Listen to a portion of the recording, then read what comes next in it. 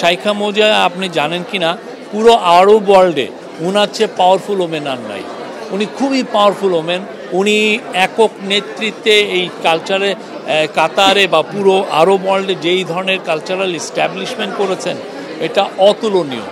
যে কুইন, হ্যাঁ, কুইনের কাতারের যে কিং শেখ তামিম আল হামাদ আল থানি, তার মা শেখ মৌজা, আপনি জানেন শাইখা মৌজার সাথে, এবং শাইখা মৌজার মেয়ে শাইখা হিন্দ, যিনি এইটা আর্টনা সামিটের মূল উদ্যোক্তা, ইনাদের সাথে একটা মিটিং হচ্ছে। এই মিটিংটার বাংলাদেশ এবং কাতারের মধ্যে সম্পর্ক আরও সুদৃঢ় করার জন্য এই মিটিংটা খুবই বড় একটা ভূমিকা পালন করবে।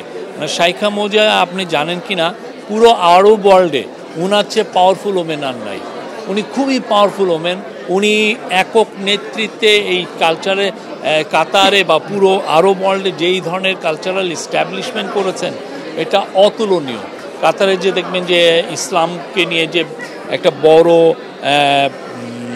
তারা মিউজিয়াম করেছে, তারপরে কাতারে আপনি দেখবেন যে বড় বড় আমেরিকান বড় বড় ইউনিভার্সিটির শাখাগুলো এসে কাতারে সেট আপ হয়েছে। এটার মূল উদ্যোক্তাদের মধ্যে হচ্ছেন শাইখা মৌজা। খুবই এনলাইটেন একজন মানুষ। পুরো আরব ওয়ার্ল্ড তাকে রিভিয়ার করে, খুব তাকে সম্মান করেন।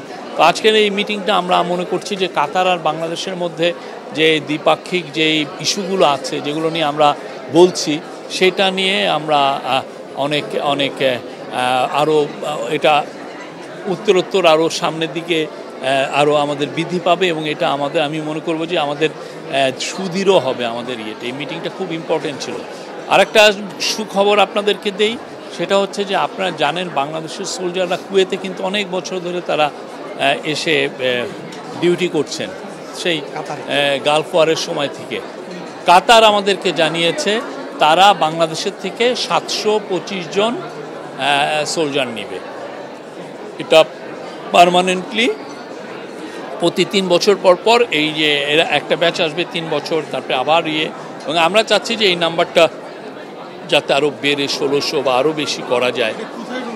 এবং এটা আমাদেরকে জানিয়েছে আমাদের যে মিলিটারি সেক্রেটারি, উনি বললেন, মিলিটারি সেক্রেটারি SSF-এর যিনি প্রধান এখানে, এনারা দুইজন আমাকে সকালে জানলেন। এটা আমাদের জন্য খুবই, কেননা এইখানে যে স্যালারিটা একজন সোলজারের স্টার্টিং স্যালারি 2.5-3 লাখের মতো।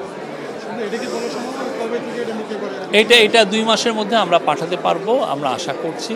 এবং সামনে আমরা আরও তো অনেকগুলো ইস্যু আছে। কাতারে আমরা আরও বেশি শ্রমিক পাঠাতে চাই। কাতারের সাথে আমাদের আজকে আরেকটা বড় মিটিং হচ্ছে কাতারের এনার্জি মিনিস্টারের সাথে।